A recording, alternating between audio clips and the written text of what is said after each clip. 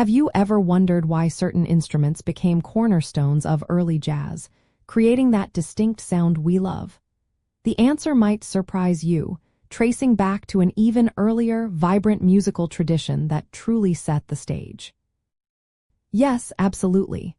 Ragtime music profoundly shaped early jazz instrumentation, providing a direct blueprint for the types of instruments and the ensemble structure that became foundational to the new jazz sound.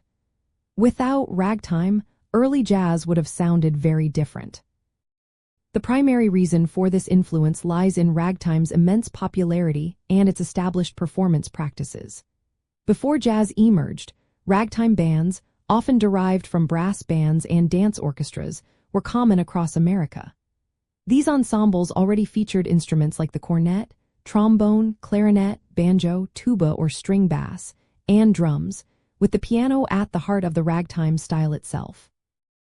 When musicians began to experiment with the new, improvisational rhythms of jazz, they naturally gravitated towards the instruments they already knew and played in these familiar settings.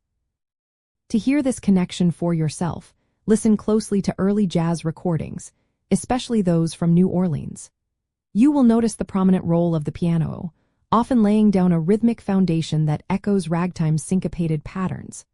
The front line of cornet, clarinet, and trombone frequently plays together with a collective improvisation style, a direct evolution from the polyphonic textures found in ragtime band arrangements.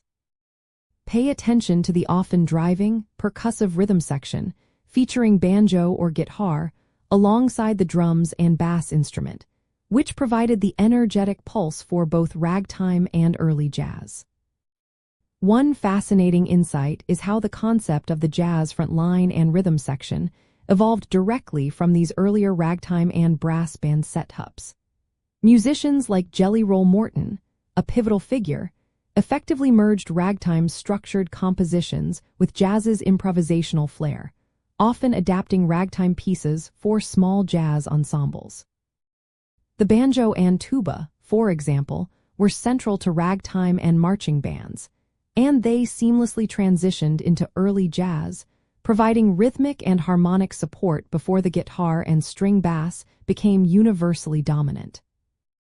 Understanding ragtime's instrumental legacy allows us to appreciate early jazz not as a sudden invention, but as a brilliant transformation built upon existing musical infrastructure.